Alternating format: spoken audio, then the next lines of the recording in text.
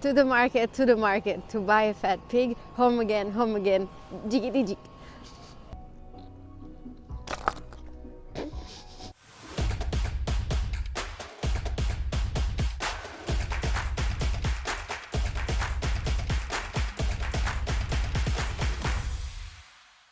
Paremner, this is Patel Tatunjang coming to you from Toronto, Canada. As you can see on my jacket, I'm here for a very short amount of time before going to Los Angeles, California, which you'll probably see the videos for that. Before this, I'm not sure anyway, but I know a lot of you have requested to do a quick film about some of the neighborhoods here, and I thought what better way to discover the city other than doing a food tour. So today I will be doing a food tour in the historical neighborhood of Kensington Market. This is supposed to be like a world taste, so we're going to be tasting different types of food with a guide. I will include the link in the description for the Airbnb experience that I booked.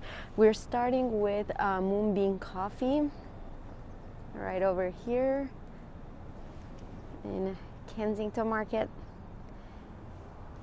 And honestly, I need this coffee, so let's go in. Also, stay tuned because at the end of the episode, we will be visiting a vodka distillery, so a very different kind of experience, but we'll start with coffee. Let's go in.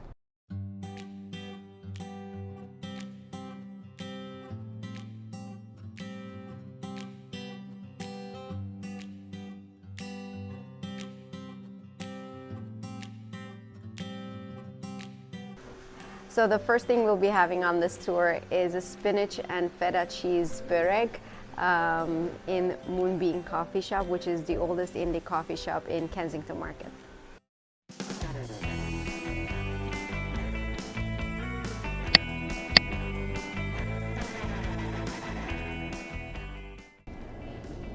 So now that I had my coffee, I want to explain better. So basically, Toronto and Canada is one of the most diverse countries in the world, and Toronto specifically is very diverse. And then we have Kensington Market that is one of the most diverse and historic. Drink every time I say the word diverse. How this Kensington Market was formed is basically it used to be a Jewish market where there were specific needs that the Jewish community had, and they started opening up their own markets on the first floor of their homes instead of going to the regular market. So people started shopping from each other within Kensington Market, which was used to be known as the Jewish market.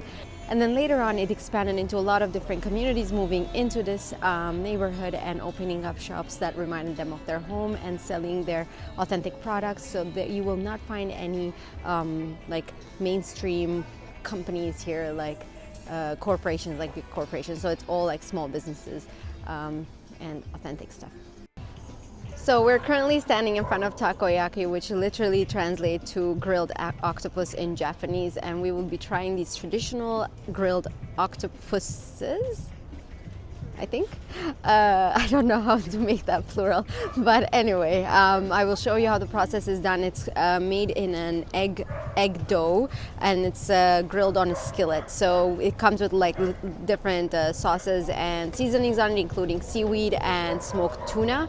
What we will also be trying is the shrimp version of it, because the owner here, she made like a different version of it, which is the shrimp version, in case someone does not want to have the octopus or is not used to it or does not want to try it. Anyway, so let's go in and see how she's making them. And just like the Moonbeam Coffee Shop, this one is also owned by like an owner that is here working and making the food.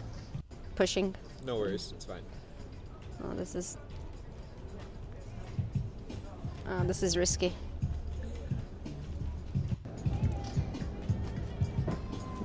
Oh, it's gonna fall. Well, this is what it looks like inside. It's really hot, but it's very rich in flavors. And I think this is like a perfect way. I'm tearing up.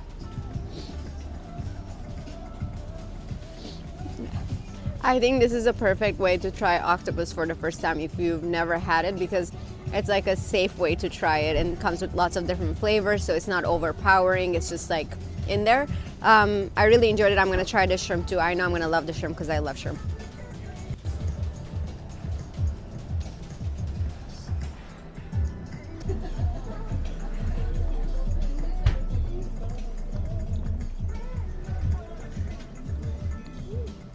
I really like the shrimp one. It has a bit of a spicier sauce on top.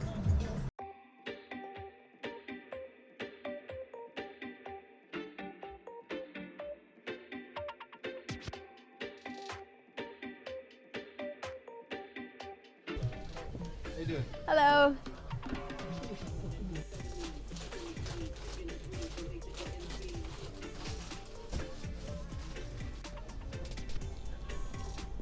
And now we're standing in front of Caribbean Corner. The owner of this grocery store came here from Jamaica 47 years ago and opened up this store. And there's a lot of local items here from Jamaica and lots of hot sauces, as you can see at the front. But what we will be having today is the beef patty, which is very, very popular in Toronto. Toronto is actually known to be the beef patty capital in North America. And this is a Jamaican food.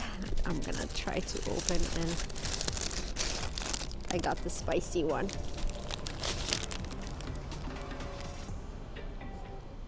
It's actually not that spicy. Okay, let's go to the next stop.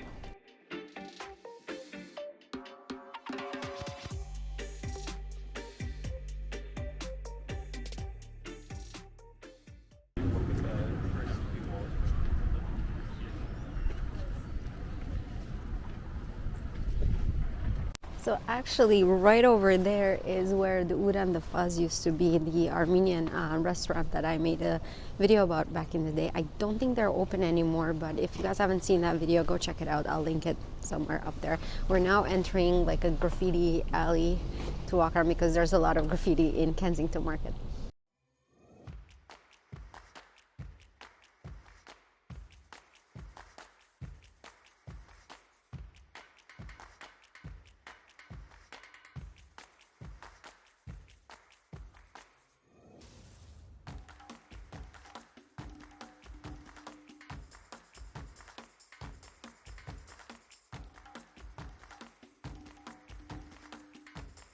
So the four corners of Kensington Market actually have statues kind of like representing the idea of coming home, going to the market, and like, you know, feeling belonging and buying the things that, you know, you used to buy at home. And the guide was telling us that these statues represent the song, and each one is like one of the lines of the song. I'm gonna attempt to.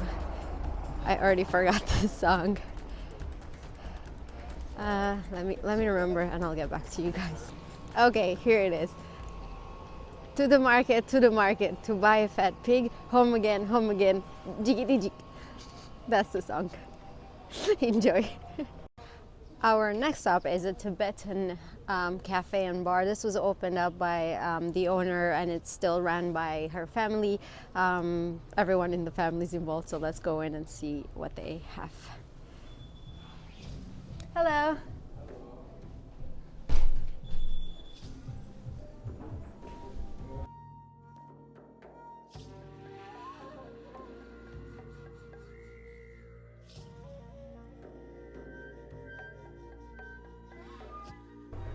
So the first thing we'll be trying at the Tibet Cafe is buttermilk. No. Butter tea. Butter tea. I'm already messing it up. Apparently this is traditional. If you enter a Tibetan home, they would offer you butter tea, and it helps. It's actually savory apparently, so I'm going to try it now with you guys. And it's very good to drink it on a cold day, and it helps you with the Himalayan weather. So today's a little bit cold, so let's try it.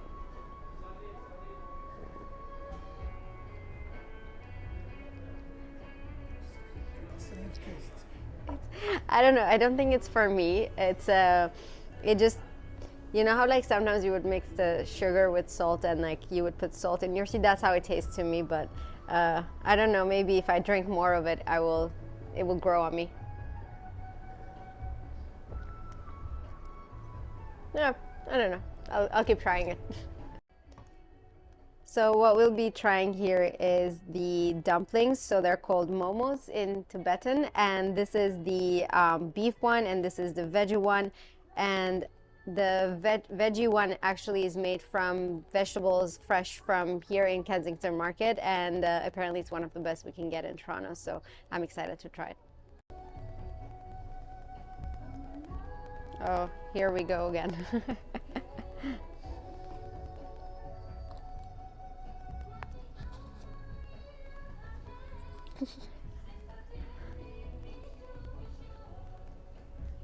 Oh, all the juice is coming out.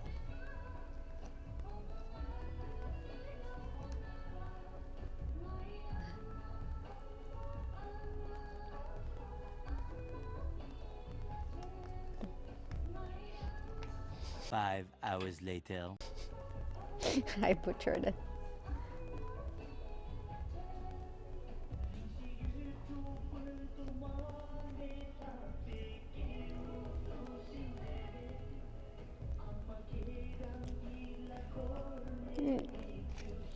Okay, I can do it. Okay, I butchered the shape, but I'm sure the taste is still great.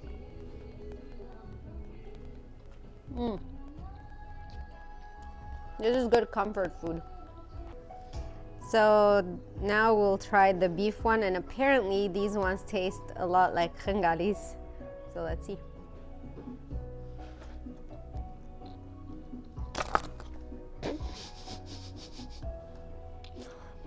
But they do taste like khengalis.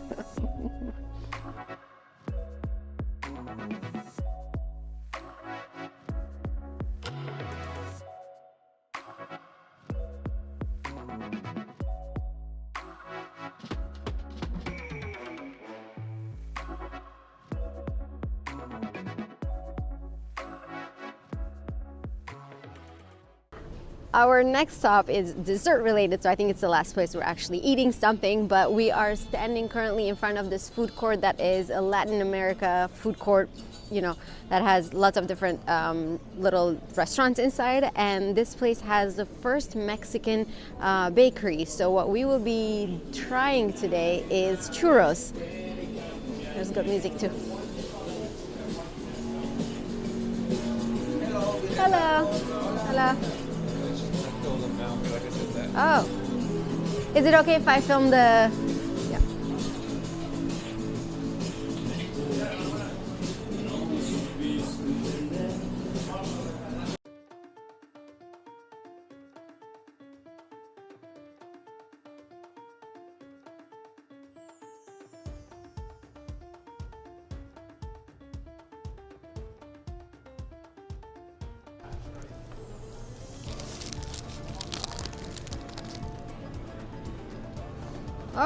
I like this. It's the perfect cherry on top. Churro on top.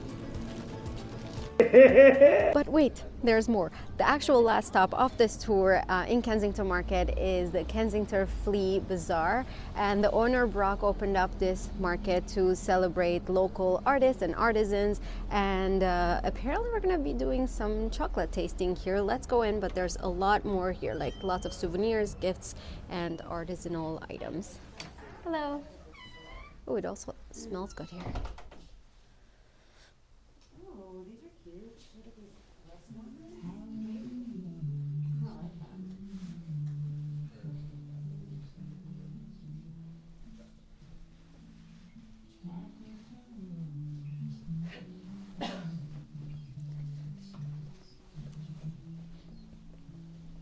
So this is a vegan dark chocolate. So it's made with coconut milk.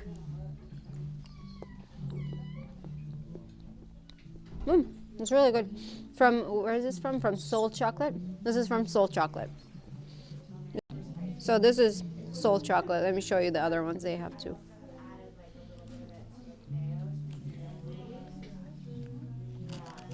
And this is Chocolate Soul's Jaguar Swirl.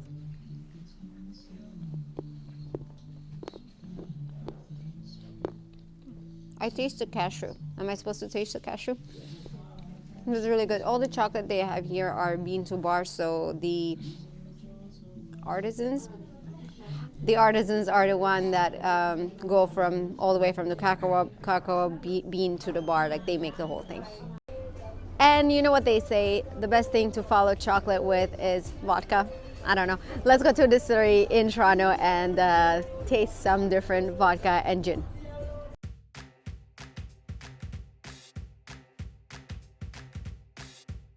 and today's experience is in the Junction. The Junction is a very vibrant neighborhood in Toronto, and the reason why it's called the Junctions is because four railways, it's like the meeting point for four railways.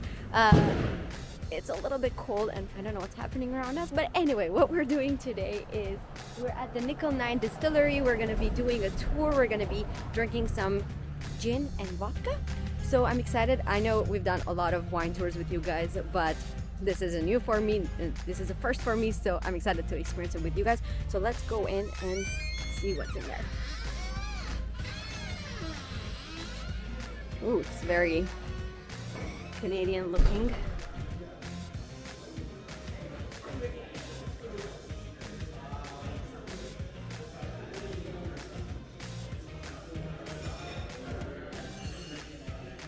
As we go along on the tour, obviously we'll learn more about the history of this distillery. These are very new looking machineries for me. I don't know what any of them do, so hopefully we'll learn those. One thing I want to say is, so I booked this experience through Airbnb Experience. I will include the link in the description if you guys like it. The staff so far has been really, really friendly. The way to get here was supposed to be like 35 minutes, but it took us an hour and 15 minutes, and they were super, super nice about it. So it kind of removed the stress of being late from the occasion because I guess Toronto traffic.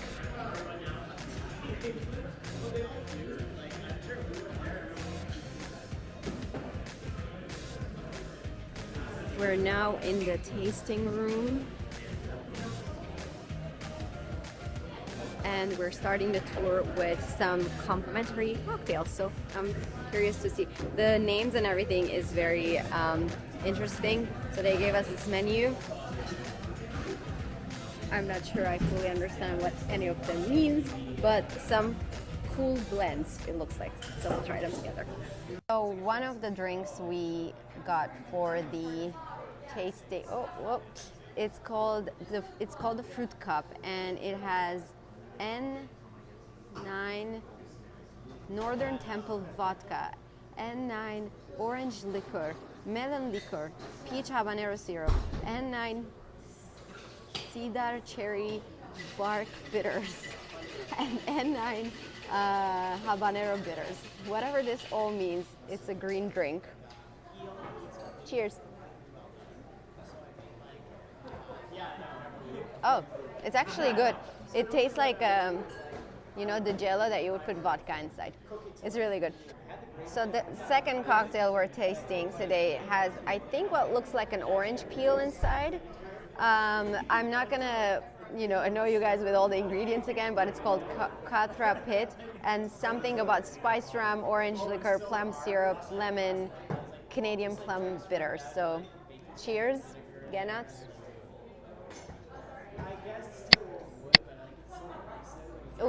Oh, this is bitter. Oh, but I think I like it better than the other one. So one thing the guy just told us is that we're allowed to bring the drinks on the tour with us, which is fun. So we are going to start very soon. So right off the bat, I'm gonna open up. Everybody here, let's sample some of the vodka. I'm gonna pour out 20 shots. There's about 20 of you there. Everyone's interested in that. Anybody not interested? Okay, I sold it well then. Sometimes I'll ask and it's a bunch of crickets out there. So oh no, I messed up. Wow. And it begins. Cheers. I'm gonna just sip. I'm not gonna do a shot. All right, come on in, gentlemen. I know you guys are itching at it. Bachelorette coming in. Tastes good. We have people here celebrating a bachelor party, which I think is a fun idea to do at a distillery and drink some vodka and gin on a Saturday afternoon. Whenever you're ready, try going down. It's nothing like you stole from your parents' liquor cabinet back in the day. At least not for me. This Smirnoff, it's nothing like that. This is fun.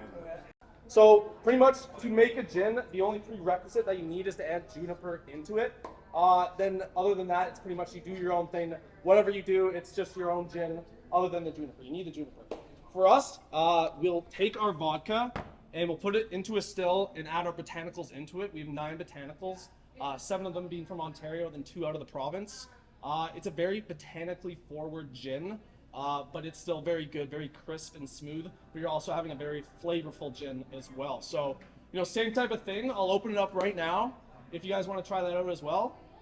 Anyone not want to do it? All right, awesome. That was great. Yeah. Gin time! Say gin! No, that didn't work. My jokes are getting bad. All right, so everyone try that out.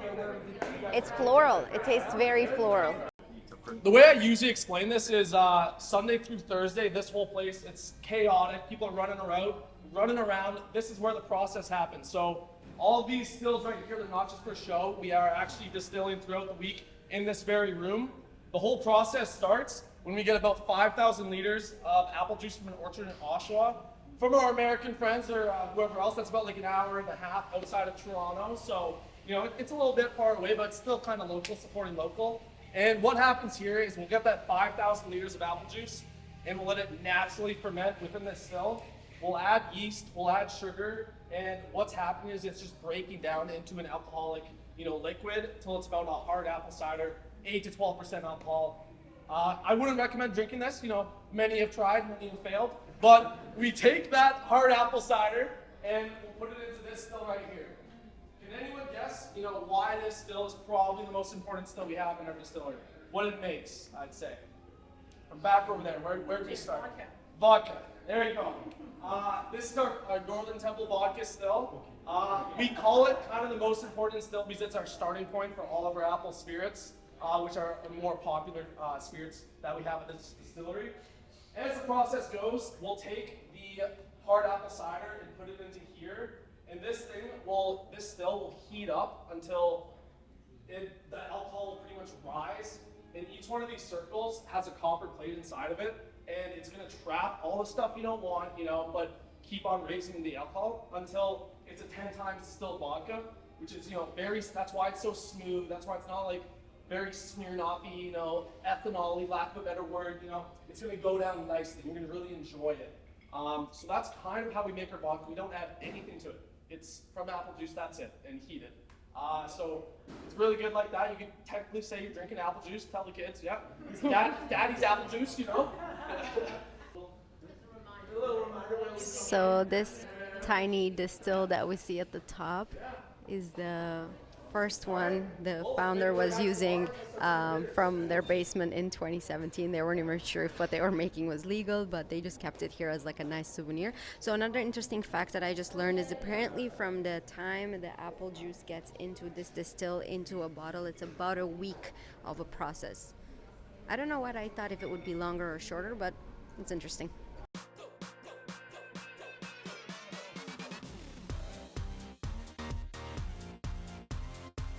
So we're about to try the crazy monkey vodka with soda.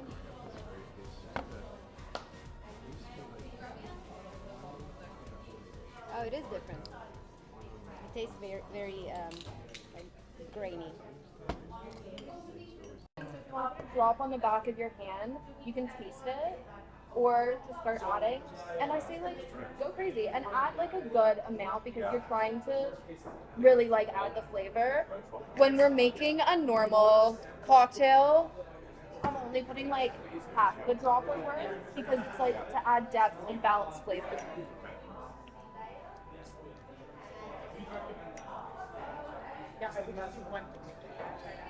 How many different bitters do you guys have? We have, they're So not up 14? there, 15. 15. Now 15 here. So I had no idea what that even meant. I just learned that apparently from the tail of the And process. what Oh, wait. is Just they're explain. super concentrated high proof alcohol, and we like to say it's like cocktail seasoning. Like it's like you reach into your spice cupboard and you add a bunch of different spices to make food taste better. This is to make cocktails have like more depth and balance. Would you just use that with the Crazy Monkey, or would you use it with temperature? I use it with all of them. Really? And even if I don't want to have like a fully alcoholic drink one day, I'll just have soda water with it. Because sometimes I don't. She explained it best. So those are what bitters are. So apparently they have about 15 different flavors, and so there's rosemary, cherry bark. So these are what were in the cocktails that we've tasted at the beginning. Okay, I'll try one with you guys. I'm gonna try the wild Canadian plum since Canada. Try a little bit. Yeah. You got it in here? Yeah. I don't know if you just want a bit straight up. Yeah, the more base.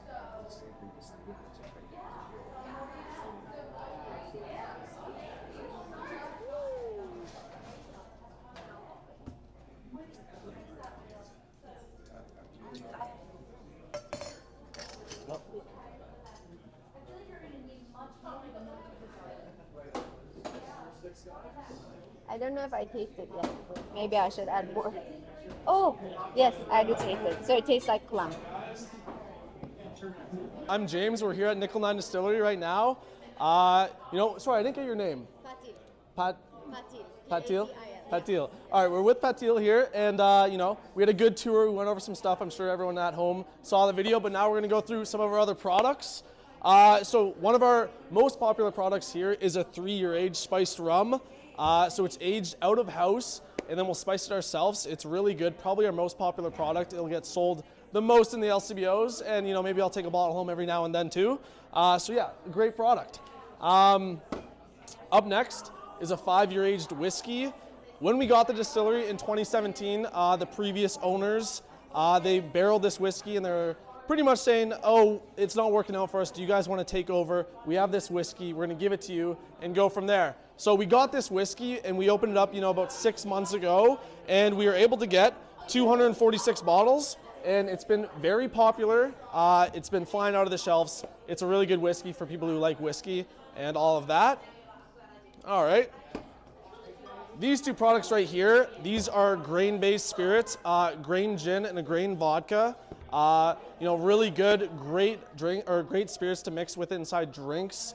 Very reliable product and very diversifiable, very good to put in a wide variety of drinks. So yeah, that's kind of what we got here. Yeah, it's a good spiel, eh? Yeah, I practiced at home every night. So right here, this is our essentials line. Pretty much the essentials are our liqueurs that we use in a lot of our cocktails. Some people had Negronis today. We used Amaro in that. The limoncello, we haven't added to a cocktail yet. We're working on it. It's pretty new. And the orange liqueur has been a staple for us for a long time. But yeah, this is our essentials line. Nice, pretty labels. Can't complain too much. Yeah. And that's kind of, the products we have. We have 2 flavored gins from a company called Gubiani. But yeah, that's what we do here at Nickel 9 Distillery. Yeah, no worries. So the last thing we're tasting today is a 3-year-old brandy. I have preconceived notions going into this tasting, being Armenian and having drank Armenian brandy, but we're gonna give it a chance. Cheers. Let's try. Cheers. Cheers, guys.